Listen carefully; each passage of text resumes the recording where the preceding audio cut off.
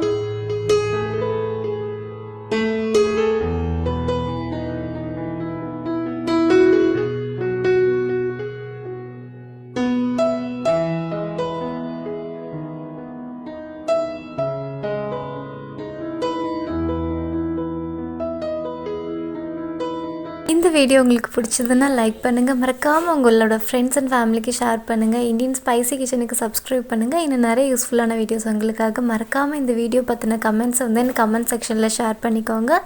Thanks for வாட்சிங்.